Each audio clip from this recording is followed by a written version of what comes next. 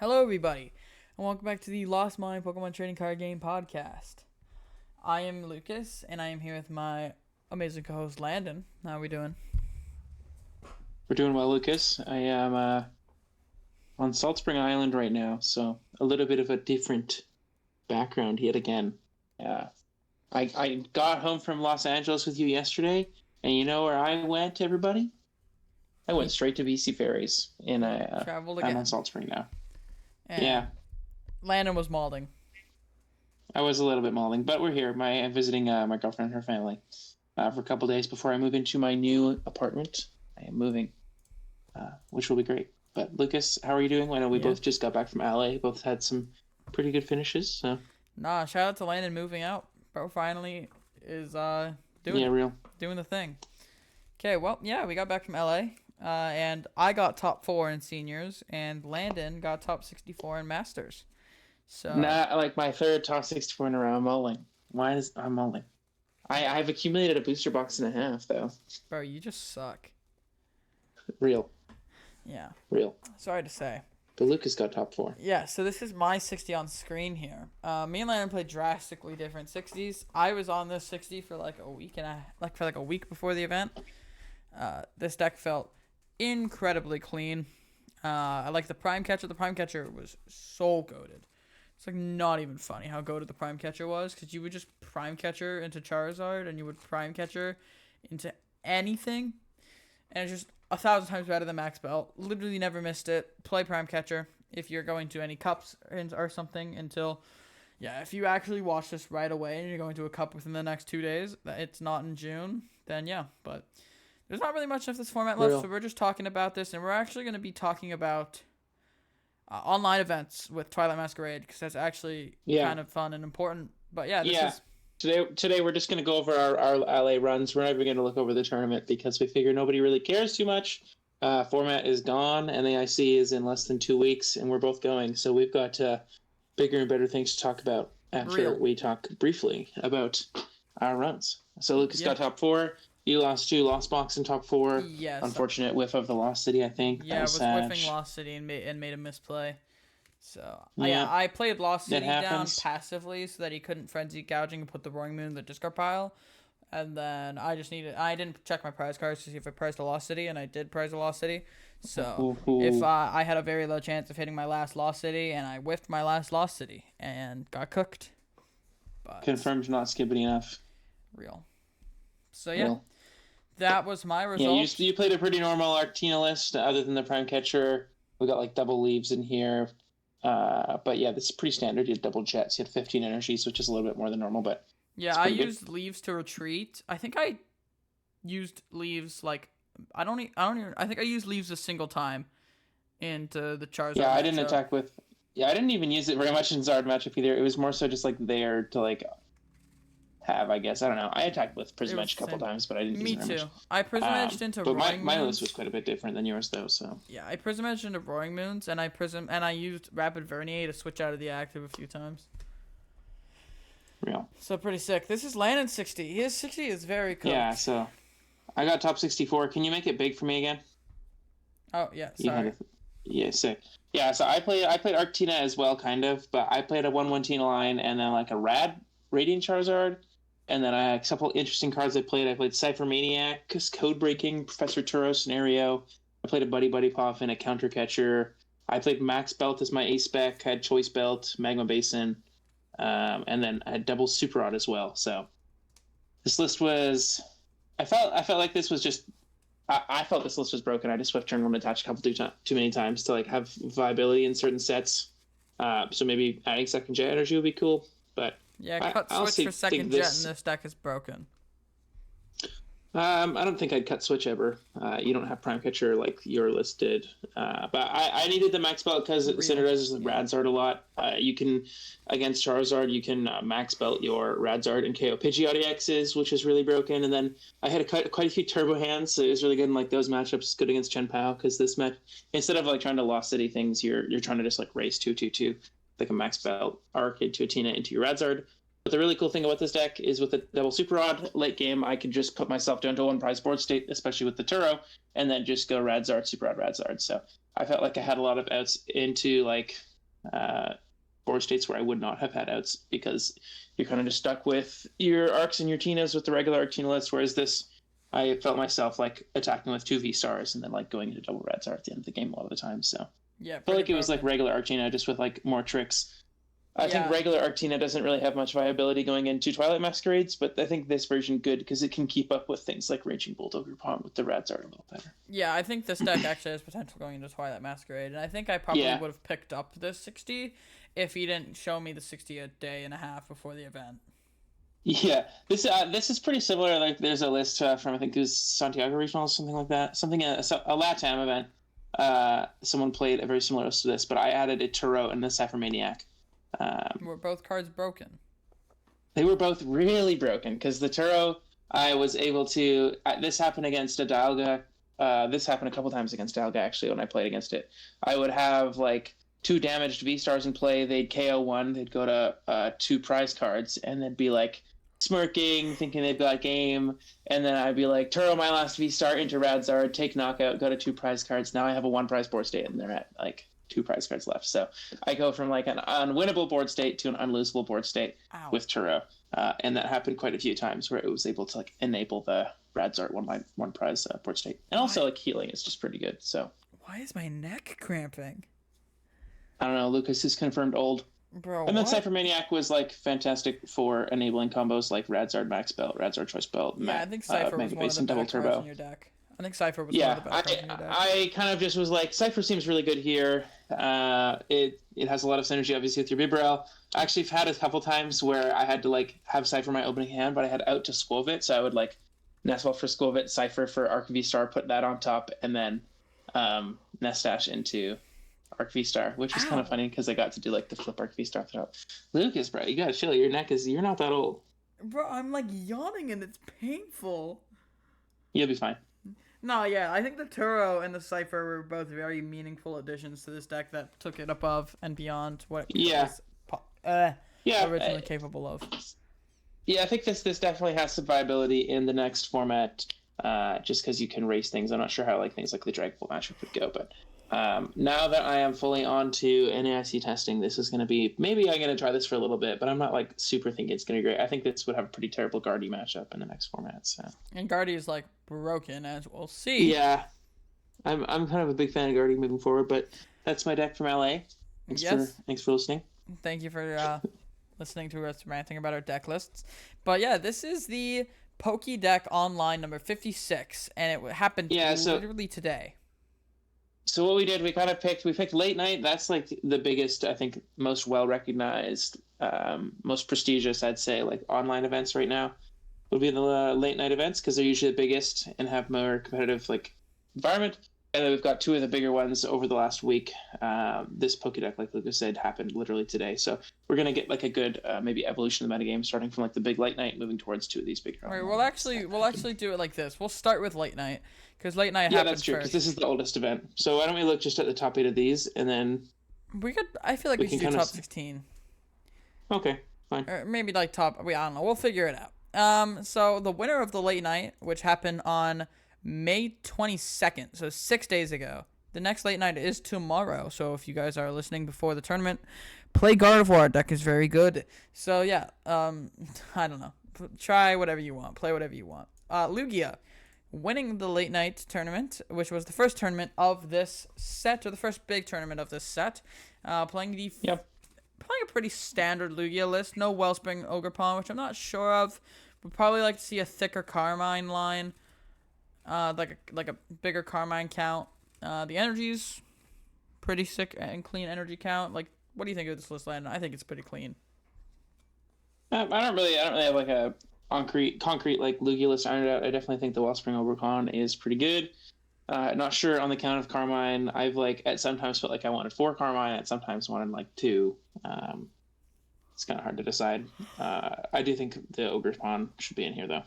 Ooh, yeah. But Lugia is definitely going to be. I know it's like did pretty well at LA, got second.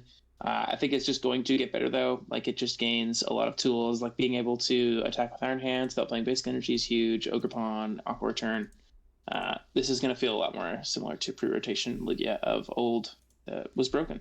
And Ursaluna is a great attacker for late game because it can attack for so little energy. True. Wait, I didn't know that there was a light and dark mode. Sorry.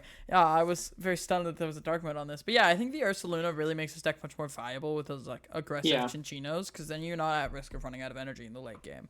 Yeah. I would expect a lot of Lugia at NAIC. I know our next episode next week is going to be the last one before NAIC. That's going to be more of our like thoughts on the meta. But I do think that Lugia will be one of like the more played decks. Some of the things you should be thinking about is your Lugia matchup. If you don't have a good Lugia matchup, then might want to consider changing maybe some text, maybe adding like a Temple of Sin or Enhanced Hammer, or choosing a different deck, because I think Lugia is going to be very strong at this event. Especially because like initial events, people are just going to kind of pick the decks that are inherently powerful, so you don't have to like think as much about metagaming if you're just playing like a really strong deck, and Lugia is a very strong deck, so I think a lot of people will gravitate towards this. Yeah. Well, I think this deck's strong, and I'm sure we'll see more Lugia lists, though. I think we should move on to. Yes, we should. I don't think this list was especially like unique. Second place with the Snorlax by Liam Acer, playing the 4 accompanying flute, which is absolutely broken. It's so good. Yeah, I think that Pidgeot Control, we'll see. Pidgeot Control, I think, did win one of the other events we're talking about today. Is probably still the better version of this deck. Agreed. But I think the matchup spread will be a little different. The flute is pretty good, though. You just get to spam flutes and like basically always get something stuck in the active between your 4 flutes, your Mantikes, and your Erica. Maybe I'd like to see second Erica here, but I guess you're just spamming flutes. So there is no longer a zone of the game except for Lost Zone, where your Pokemon are safe from the Block-Lax player. Which is kind of toxic, not gonna lie. Yeah, but I don't know. I think Pidgeot Control will probably be the more... like, I don't know about popular. I feel like Block-Lax is usually a bit more popular, but I feel like Pidgeot Control ends up higher at the placement level. So, yeah, I think Pidgeot Control is really strong, and I think it's probably just a better version because there's more outs to more matchups. But yeah, this is a very streamlined Snorlax deck. I mean, I don't know if Sandshrew is needed anymore because it's like targeting the Zard with the... It's targeting the Zard and Silenes that play like the Yelchirs. No, I meant the Zards and the Sea-Pows that play Yelchir. And like I think the issue with Block-Lax I have is you're not abusing Blood Moon or Soleno, which I think is fantastic card and control. It's kind of like Radzard, but it's so much easier to like penny loop with, and you could just be so much more aggressive now with that card, and this list does not take advantage of that. Yeah, real. Blood Moon or Soleno makes control 1,000 times better. Okay, moving on. Nelson Gillen with... I played against this guy in LA. He was really nice. Sick. Shout out to Nelson. Nelson Gillen. He was a really good sport. He had a game loss because he didn't take a prize, and then like some game actions happened. But he's a really good sport about it. I usually people are really salty when they get game losses. And it was awkward because normally I catch those things, but his sleeves are like a very similar color to his playmat, and I did not notice until like most of the way through his turn. And then it was too late. But the point of the story is he was a really good sport, and I was impressed with his sportsmanship. W. Nelson Gillen. Shout out to Nelson. Official endorsement from the Lost Mine podcast for you, Nelson. Dub. More important than anything ever. I don't Real. know. Playing the wacky anti-valiant. I talked to him about this. He was telling me like, oh yeah, I got top 4 in the late night with what is it? Gouging Fire? Gouging Fire. And he was like, yeah, I didn't hit any Zards, and he was sick because this deck doesn't have Zard matchup. That's real. Cool, I don't think Zard's too big in X format, but this deck seems quite strong. Yeah, it's I don't know how like meta game defining this deck will be. It's kind of just like a big basics deck. You're just kind of attacking for 260, hoping it works. Playing the Lucian, which is interesting. This is like pretty much the same. Yeah, Lucian Garber. I think this is like pretty much the same 60 as like the deck list that did pretty well in Japan. Yeah, Champions League Sapporo 60. Yeah, I don't think that we're really going to see much of this at NAIC though, personally. But it's kind of like a cult. I don't see any reason to play that over Ogre Pawn, Raging Bolt, which we're going to see like a very increasing amount of is the Raging Bolt deck, which is cool. Yeah, Gouging Fire is kind of like a cult classic deck. It's very small of community of people who like the deck, but the people who like the deck really like the deck. Yeah. We have an Arc Aerodactyl here with the Relicanth. We can reuse Crunch off of Aerodactyl V. It's a little bit interesting. Which is pretty sick. We see Crushing Hammer here, so I guess the idea is against like Dragapult, and we have Giovanni's Charisma for extra energy denial. I guess we're just going to be trying to hand disrupt and discard all their energies and hope that works. We have Radiant Serena here as your Radiant Pokemon, which is going to heal 20 from you everything probably on your board. yeah, that feels pretty good, honestly. Like against Dragapult, I feel like all the time they're just going to be going 60 on Bib, kill 60 on the Bib next turns. That like turns that play off, which is pretty relevant. I also was thinking about it. Like I feel like some decks, if you have like a bad Dragapult matchup and maybe you want to play Picnic Basket, that might be an interesting card we see pop up in random places because of Dragapult. Heals 30 from all your Pokemon, so that might be a better idea than Serena. But yes, I don't think this is really actually getting a lot of it's gaining value, which is kind of funny. But I think Radiant Serena will gain more value. I think another thing with like Aerodactyl is it's going to be obviously very good into Lugia. You can go first, use your V-Star power, and stop them from getting Archeops out ever. But I don't think that's especially reliable because not only do you have to win the coin flip, but you also have to get it in the active without using Starburst because that is a V-Star power as well.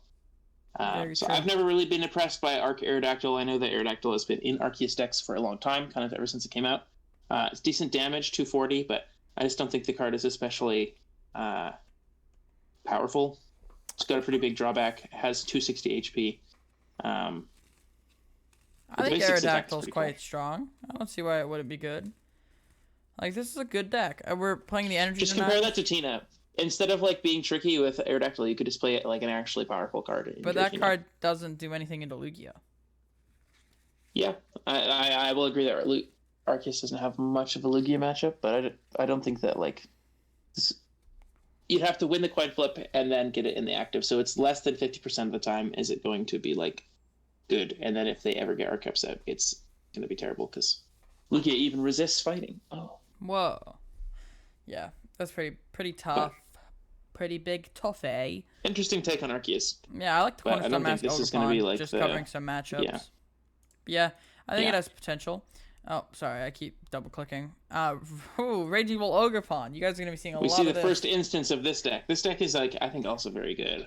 It's very slightly. Yes. The idea of this is Raging Bolt was traditionally paired with Sandy Shocks, but Sandy Shocks is terrible and only works when you have 4 prize cards, or your opponent has 4 or less prize cards remaining. So Ogerpon can attach energies way earlier. You can get swinging with like up to 3, 4, 5 energy discarded. So one-shotting like literally anything super easily.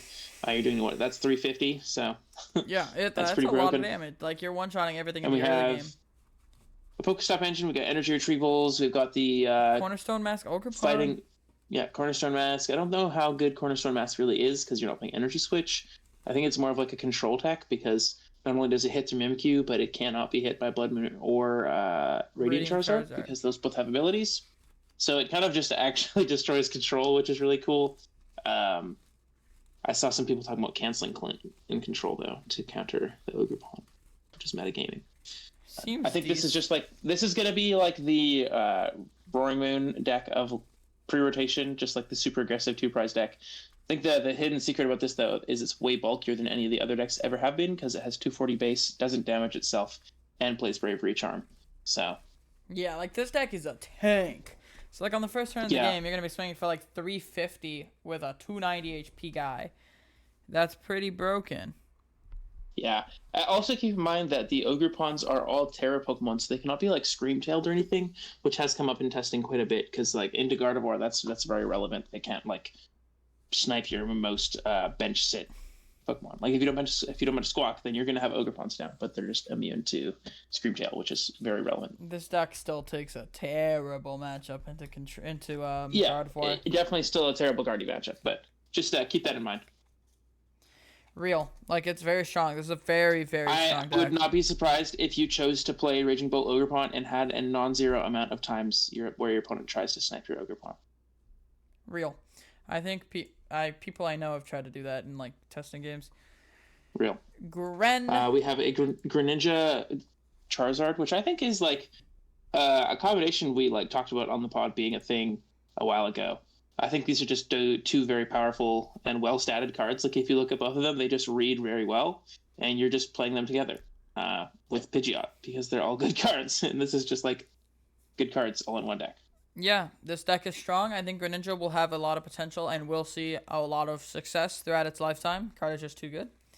Maybe not a lot of success, but we'll see some success. Deck is good, and I think the Zard engine is a strong way of playing it.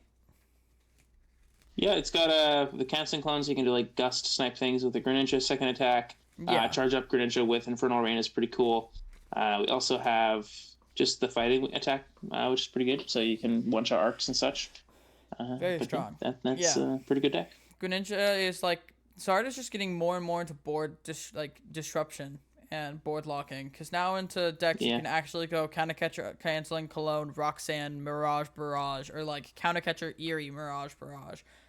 Like, is it actually called Mirage Barrage? It's called Mirage Barrage. That's hilarious. It's sick, Mirage Barrage. And then you're playing like the Devo. I could even see this deck playing a Roseanne's backup, because then you're recovering your TM Devolution and your DTE. So then you can go like Mirage Barrage, Roseanne's the DTE, quick search it, and then Mirage Barrage. Like, I think Roseanne's backup could be a consideration in this deck, because you can loop Devos and stuff, and then you can go like Unfair Stamp Devo or Unfair Stamp Mirage Barrage. To be careful though, Double Turbo does nerf your bench damage as well as the active damage. Yeah, but not on live, because live is a bad client. Real. Yeah. But yeah, here. Next deck, I suppose. Next deck, we got Miraidon by Dakar Taz from Chile. So, Miraidon is I am a Miraidon hater. I think Miraidon's... You literally played it to Charlotte Regionals. I know. I don't think it's very good right now. Why? It beats Dragapult, beats Lugia.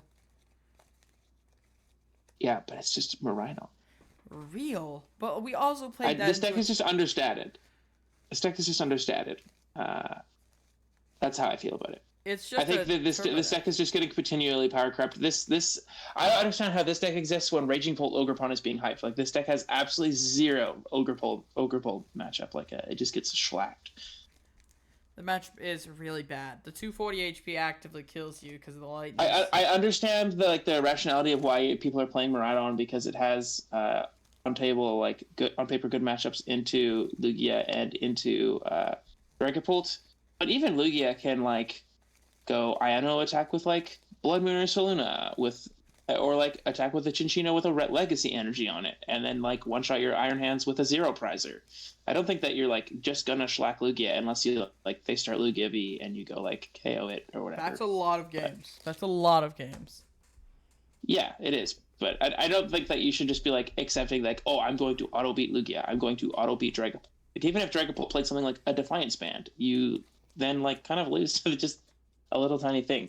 I just think Miraidon is an incredibly fragile deck that I would not be comfortable playing in this stage of its lifetime. We'll say deck is very fragile, but deck is turbo. Deck's gonna do the turn 1 amp, and you're gonna amp, but your damage, your attack. I guess you have Raichu unlimited output, but this deck doesn't have Flappy anymore. That's a huge difference. You don't really have staying power. Your 4 generators whiff. You have Heavy Baton to retain some energy, but you don't have any way to have a long game. Yeah, I think this deck has potential, and I think this deck could be strong, but I see your point. It's a very fragile deck. Oh my god, I keep doing this. I definitely think there'll be some Miraidons floating in the top 32, but I'd be really surprised if it won the event or had more. I guess 1 in top 8 is probably pretty likely, but if there's a good showing from Miraidon, I'd be pretty surprised. Oh, look at that! There's the pick. I was just talking about that guy. Picnic Basket. That's hilarious. Sick. Charizard by Adam Kalamat coming in 8th place here. We're seeing a couple key cards. Picnic Basket, Maximum Belt Kieran. I'm the GOAT. I promise I did not know that this was in this deck. Yeah, he did. He didn't. This deck is strong. This deck is really strong because, with Radzard, you're going to be able to go Maximum Belt Kieran for 330 into Charizard Mirrors and Dragapult. You're going to be able, once Dragapult takes 2 prizes, you're going to be able to go Maximum Belt Kieran for knockout. You're going to be, this deck is strong, and it's just literally... Kieran will also just push you into other KOs, too. Just plus 30 will be good. So it's also good with Radzard, because Radzard can KO Pidgeot. Well, I guess it can KO with Max Belt as well. Yeah, and Maximum Belt Kieran one-shots Raging Bolt. Yeah. Yeah, I think this deck is acceptable. This is just regular Zard. We also note that we're playing 60 HP Pidgeys, we're playing 70 HP Bidoof, we're playing only 1 Heat Tackle Charmander now, so we are back to 70 HP and higher basics. We're not playing Coffer Family, which is pretty big. But Dragapult threat is real, so keep that in mind. Real. And the reason we're playing the 60s instead of the 50s is just we don't want them to be able to math fix anything. That's the big thing. We don't want to be able for them to put 5 on a Pidgey, 1 on a Charmander, 5 on a Pidgey, 1 on a Bidoof. So it's like the extra 10 HP, even though it is still killable by Dragapult, is a huge difference. And Adam Calumet here, how many Dragapults did he hit? He hit 1, and he beat it. So this deck is looking good. I also want to see how many how many Pults Arc Aerodactyl hit. Arc Aerodactyl hit 2 and beat both. This guy hit 3 Marauders in a row. Okay, whatever. We can't do that. That'll take forever. Really will. And then, do you want to look at top 16? I kind of want to look at these two right here. Let's just look at the last 2. I think we can avoid the rest of them. Those are all just decks that we're going to see. Top 16 here, we have 15th place. Just a straight Greninja with Frost last. I don't think this is the move. Yeah, I tried this list out. There's definitely a few. Ooh. There's definitely some incorrect things here. The other Froakie is just better. Or, well, I can't remember if I changed it. I think it had 60 HP, so it's not better. The other Frogadier is just better. It's 90 HP, and then for 1 energy, you flip for Paralysis and 20 damage. So 1,000 times better. I think you should be playing Arvins instead of Iridas, because the Arvin Rotom engine is way better instead of the Rotom Forest Shield Stone Irida engine. No, Arvin is just kind of weird. Hyper Aroma is like mid. It's like okay, but I feel like I'd rather be playing like a better card, just overall like an Unfair Stamp. You don't need Energy Search and Earthen Vessel in a lot of situations, but I think this deck overall is pretty clean. I was skeptical of the Hawlucha, but with a Water Energy and a DTE, you can go Counter Catch or something against Lugia, Hawlucha both the Chinchinos, and then go Mirage Barrage KO with the extra 10 that Hawlucha provides. So I think this deck has potential. Like, again, Gren has potential. Also, 2 Rare Candies is an absolute throw. So, real. Yeah. And Irida doesn't even grab the Greninja EX. So I think the list is a bit whack, but I think that there is potential. I want to show off. I played in. It's definitely not the correct way to play this deck, but I played this like version of a Greninja 60 to an event, and I think something like this has potential. Like maybe not the Legacy Energies and the Roseannes, but like a Pidgeot Gren has potential. You do know that Legacy Energy only works once, right? Yes, I do. Okay, so Roseanne's would not make very much sense. I don't think Roseanne's makes any sense with it then. I don't know. I kind of just liked it so that I could go Radiant Charizard, Legacy Energy, Defiance Band, and then Roseanne's pick up the entire combo and then swing for 280 again. I see. But yeah. I see. I think something like this, like a combo-based Greninja deck, has potential. But we don't need to talk about this. I went 0-1 drop in this tournament, so not very real. And then, Reggie Drago coming in 16th place. This list is clean. Yeah. This deck's okay. I'm a hater. I think it's pretty strong if you can get it to work, but... That's the kicker. I tried some games with this. It just felt like really inconsistent. It felt pretty good when it got going, but like I'd rather just be playing like actual Dragon Bolt or actual Raging Bolt and not just like a medium mix between the two. You have like a lot of variety attackers. There's a lot of good Dragon types out right now. A good Haxorus got just revealed too, but that's not legal yet. What's Haxorus do? It's like we don't got to pull it up. We don't got time for that, but it does like auto KO if they have a special energy on them. It's like Beedrill. It's like Beedrill. Yeah. Bro. And it has like a 230 attack. Are you sure we shouldn't pull it up? Is it an EX? Yes, I'm sure. No. We must move on. Is it an EX? No. Okay, I'm looking this up after the pod. Okay. Okay, Deck Out Mondays is the next event. So that was the end of the late night. And this is Deck Out Mondays. Deck Out Mondays is a pretty big tournament that is all Swiss. And then is 8 rounds of Swiss. So this happened yesterday. And you'll see here a few more Raging Bull Ogerpons. There's like 3 in the top 16 now. Yeah. Just 2. Yeah. So I just know there was one online tournament that was like 3 in the top 4 and it was just like everywhere. Yeah, the online tournament that I was looking at a couple of minutes ago was 10 out of the top 16 were Raging Bull Ogerpon. Dang, but this one was won by Pidgeot Control. Yes. Wait, and this one was won by it. So we'll be looking at some Pidgeot Controls today.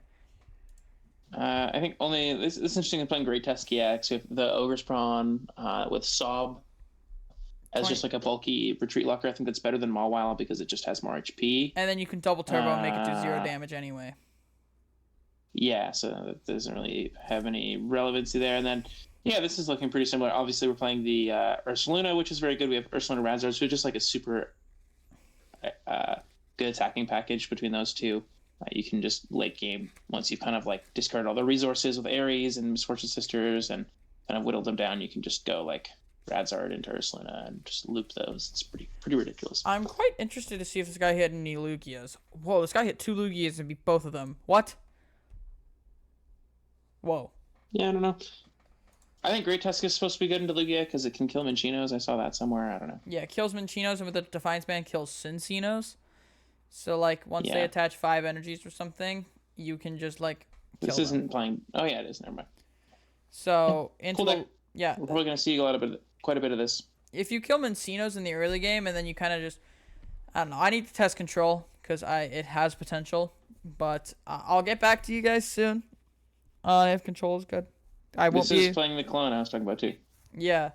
The Cologne is strong, because into Cornerstone Mask, you can actually just go 250 with Radzard and then go back into your Mimikyu. That's the big problem. I would like to see this list be playing a Lost City, so that into Raging Bolt, you can go Combustion Blast for 250 with the Lost City down and then go into a Mimikyu. I don't know. That's just an idea that I have, but I think that is strong, and I think this list is clean. Yeah. And cool. Woohoo! Control. I like control, if you guys didn't know. So. No, wait, this is not the right tournament. Sorry. Okay, Gardevoir.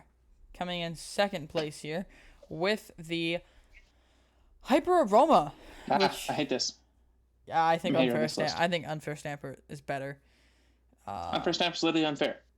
Yeah, and there's only 2 HP buff tools, and I like the Cresselia, but Cresselia is 1,000 times better with Unfair Stamp. Everything in this deck is 1,000 times better with Unfair Stamp. This list is definitely not what I would be playing, but I guess we should kind of look at it. What do you think, Landon? I'm a hater. I'm a hater too. Move next. We go next. Unfair Stamp's too unfair. Sorry. Raging Bolt, Ogre Pond coming in third place here. The Sandy Shell. Oh, the Pokemon catchers. Yeah, I like this better. This is I like this. I think this could be the way to play this. I think we should just kind of look at the old Mew? Roaring Moon list, old Roaring Moon Turbo list, and kind of take inspiration from those. This is what this does. Plays Pokemon Catcher, Prime Catcher, and Pokemon Catcher. So much item gust. We got triple Pokestop. Would like to see one boss because we have Pelpad, but I would also definitely prefer to be seeing a Cornerstone Mask Ogre instead of the Sandy Shocks. I don't think the Cornerstone Mask is especially like playable in this deck. You don't play any way to power it up. It's like a control deck, but I maybe it's if it's that good into control. But it's literally just you're going attach. I guess, but they're playing Cologne tech now. I don't think it's that good if everyone's playing Cologne, which seems to be the case. In like every other matchup, the card is unusable because it literally takes 3 turns to attach. And like, Sandy Shocks is like a very usable one prize attacker. I think it's my preferred. Yeah, I see it. Is Mimikyu resistant to fighting? It is, right? No, I don't think so. No, it is not. Okay, that card just got a lot more value for me. Cool. Yeah. Next is an Iron Thorns turbo. Like this looks like a Quad Thorns. Yeah, I don't know, but this Raging Bolt Ogre Pond 60 is sick. With the Pokestops, you're just playing Turbo, and it's good. And we're going to move on here to Go Rush with the Quad Iron Thorns.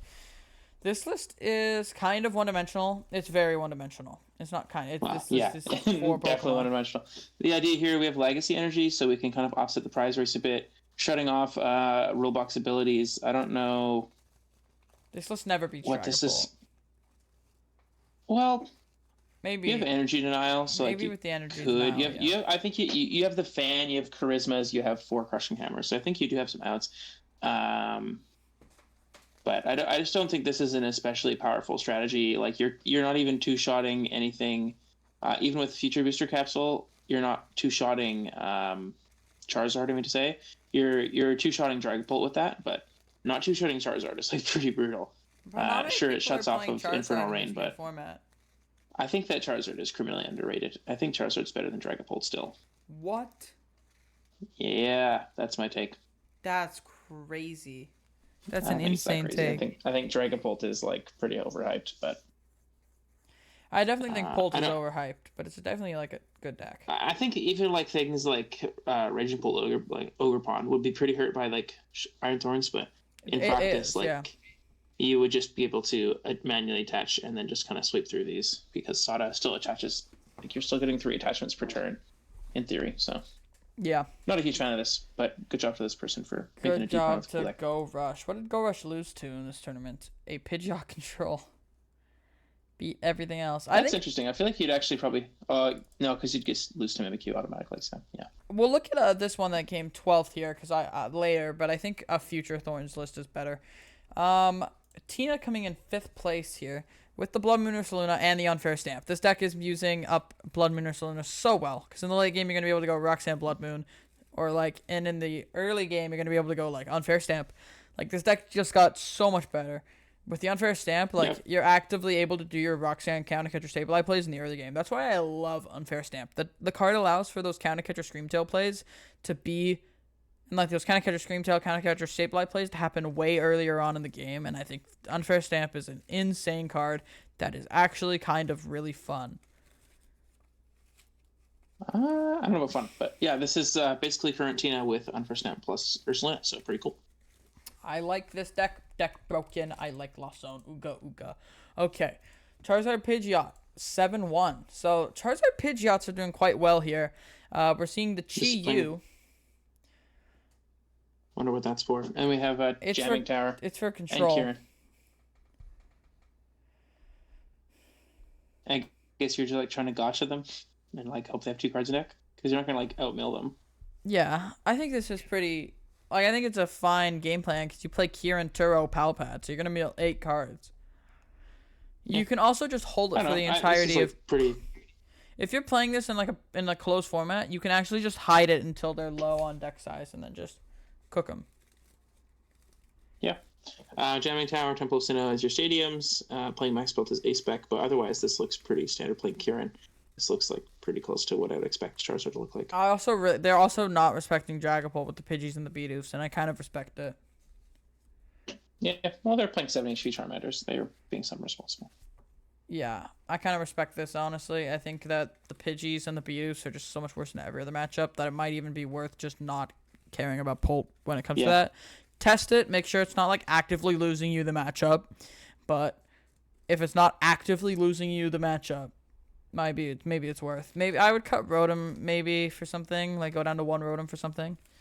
If you wanted, like there's definitely a few open spots to play around with. Like you could cut a Rotom for something, and you could probably cut like the Chi-Yu for something, the Jamming Tower for something. I think Sinnoh's fairly strong with Lugia in the format. Like I think it's a fairly strong card.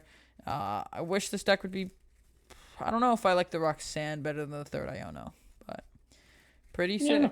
Yep. Charizard, woohoo! Miraidon 7-1. Coming in 8th place here. This is actually like the exact same. Okay, we go next. W. Good job to Frizzla.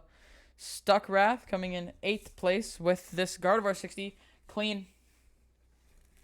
No Cresselia. Oh yeah, there's Cresselia. Never mind. Clean. Yeah, this looks pretty good. I like this 60. I like the Unfair Stamps. Like again, we're gonna be able to do those Screamtail plays way earlier. Monkey Dory. I'd probably like Double Drifloon though. That's about my only change maybe. I like how many stadium bumps they're playing. I think you have to be prepared for jamming towers with this deck as well, so you don't just get shellacked by play. I've been seeing people playing like 1 stadium bump, and then you're just like so screwed if they go like Iono jamming tower. You're just like, oh. Yeah, jamming tower. I could see having an uptick in power with the amount of Gardevoir being played recently, but you have to be playing it in like a very certain deck. You have to be playing it in an aggressive deck. You can't really be playing it in like a sit back deck. Yeah, and then we see it on first stamp because I expect. But that's this pretty normal card list. Pretty normal. W. Yeah. I want to look at this Future Thorns list and the Greninja 60.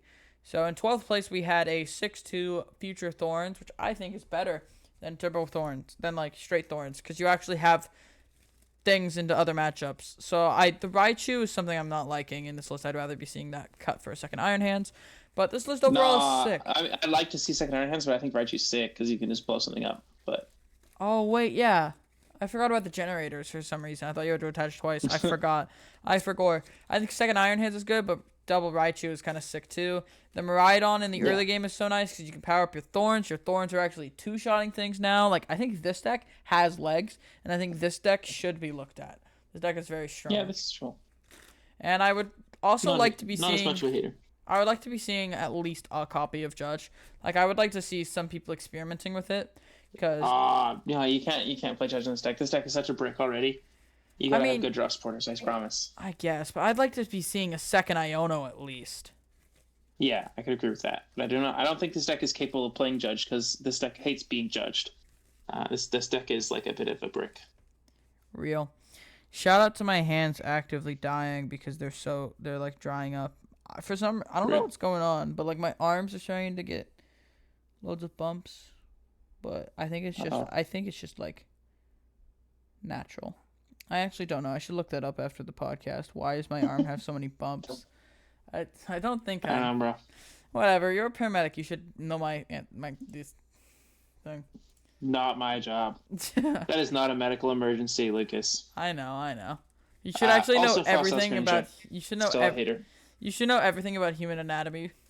Actually. True. So. I am a hater of this deck. I like that Frogadier is ideal. 4/4 Frostlass is absolutely crazy and definitely not needed. Blood Moon Luna is sick. Yeah, this is just a more like this is getting there. But I'd like to, I feel like Greninja is such a broken card to be paired with Radiant Charizard. Pretty good card, yeah. Like, I feel like we could just be cutting, like, at least 2 water energies, the Frostlass line, and then you could be playing, like, Defiance Man, Double Pidgeot, Rare Candy, Roseanne's backup, Charizard, and then be playing 2 fire energies, and actively have the 280 into 280 game plan. Like, I think it's so strong. And then you have Blood Moon Luna 2. I could even see playing a Penny in this deck for that. No, wait, you're already playing the Turo. Yeah, like, this deck is strong. This deck is strong. Just cut the Frostlasses for an actual box engine, and this deck is strong. This deck needs to be playing Rotom Force Steel Stone too. You gotta prove it. You gotta play this like a tournament or something. I did, and it went 0 and drop, so. Rip. Okay, and then that is it for this tournament. So we're gonna have to speed run this one, Lucas. I'm being summoned to bed. You are? Fair. Yes. Also, just gonna 42 Raging Bull Ogerpons were in this event. 17% of the meta. Real. And then we'll look at we forgot to look at it for late night, but I'm not reopening late night. This deck also had Raging Bull Ogerpon being 20% of the field and Gardevoir being 10% of the field. So yeah, 30% of the field being made up by 2 decks is kind of not my least favorite thing. Speed run. So we have this Control 60 with the canceling Cologne. So this looks so incredibly similar to the last one. I don't think there's like any different Pokemon in place. The Ogerpon, Great Tusky X, Luminion is pretty sick. Oh, Luminion's cool, yeah. But Liability though. Yeah, this is sick, and I will be trying things like this in the future. Great Tusk is good into Lugia, whatever. We have to speedrun. I'm sorry. Gardevoir. I think this is a very this is exactly what I would think today's meta would look like. There's a bunch of Raging Bull Ogerpons doing okay. There's Controls and Guardies doing really well because it beats the Raging Bull Ogerpons. This is a today meta. Real. So yeah, we're seeing Unfair Stamp, Double Charm, Lux Cape, Double Drift Monkey Dory. No Cress, though I don't like no Cress. Yeah, Cresselia is so strong because then when they play also play 470 HP Ralts. True, 470 play 160, but probably playing 470. Yeah, I feel like in the early game, 260s. you could go Unfair Stamp, Memory Skip if your hand is actively terrible. Yeah. We go next. Wait, one more thing. I think Cresselia is just really strong because people are going to be putting out Manaphy's to counter your Scream Tails. Play Cresselia. That card is actively insane. Okay, another control list here in third place. We're seeing the Entei. We're seeing the Survival Brace. Mm-hmm. This is interesting. Very sick. You can go Survival Brace and just infinitely tank. I know that it has some applications in the I haven't tested the Survival Brace, and I've barely even thought about other Control 60s, but I know that Survival Brace has been thought of. And this is a 6 stadium my god, this is a 6 stadium count and split with the jamming towers. Yeah. So Basin Jamming Tower Temple. Very strong and very good. Very, very, very good. I like the Luminion. 4 Ultra Ball is nasty in these kind of 60s too. But yeah, I'm taking too long. Consistency cards. Lugia. Cornerstone, Wellspring Mask. Ogerpon. Triple Carmine. One Luminion is my. I think 3 Carmine might be the ideal count in Lugia. Yeah, that's what I've seen a couple people playing. Seems and good. I think 1 Serena's really good, even though it's kind of weird. I think 1 is really strong. Ugh, I'm a hater. Pretty basic Lugia list though. Nothing crazy going on here though. Liking it. We're seeing that that the Lugia lists are having to play like one Mincino with Culver family, which is kind of really sad. But and then we Their have substitute here in 5th place. we have other deck. Oh yes! Oh, it's this terrible Yes! deck, Lucas. This is your terrible pile. Oh, I'm so happy. I love this. Oh my god, I love this. I love this deck so much. It's Frostlass Monkey Dory spread. I forgot. While the Elekid, Ursaluna. Lucas is trying to tell me this deck is playable, but it literally does 0 damage. It's not playable. This deck is playable, guys. Ursaluna with Roxanne is wildly good. Unfair Stamp. Why would you play this when you could just play actual control? Yeah, I don't know. But it's pretty strong because you're actively doing spread damage and you're actively putting on a bunch of pressure. Yeah, I'm a hater. Just play real control, not play this. I think you should try both and see which one you like more. Cringe. Reggie Drago, 6th place. Another one? With the... this is clean. This list is way more streamlined. I like this. If you're going to play this deck, you need to play a consistent version, and this plays quite a few supporters. This plays a very streamlined, like, Dragon's package. I would like to see an Maniacs, Ogrepon. Not an Ogrepon. I would like to see a Squawkabilly. Yeah, that's true. Probably cut down to 3 Regidrago V for a Squawk. Maybe not Regidrago V. Yep. Cut down like something. But yeah, very streamlined dragons here. I'm liking the Dragapult EX. I'm liking the Raging Bolt. I think Noivern EX has a lot of potential. I think Gudra is very good. Mew EX is strong. Very good. Okay. 7th place here being this Lugia 60. Legacy Energy. No double Carmine. No Wellspring Mask. Playing 60 Energy. No Serena.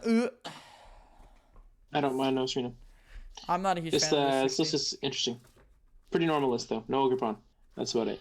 Yeah, but I think this is strong. Maybe we should be experimenting with Cornerstone Mask Ogrepon in this deck. Maybe. Seems pretty good. I like it. Sorry guys, I would be taking more time, but we gotta go fast because Landen is like actively having to wake up at 6 a.m, so we can't really keep him up for too long. And I also have someone else that wants to go to bed right now, so I need to be done. Yeah, real. Last deck. No Hyper Aroma. Get out of here. Is bad. Add Gardevoir list. Gardevoir one evolution is bad. Mid. Okay, sorry. Lots of Raging Bolt Ogrepons. Anything in the top 16 that I want to look at? I want to look at what the 17th place 60 is. Oh my god. Why? Yes! Spin to Frostlass. Get out of here.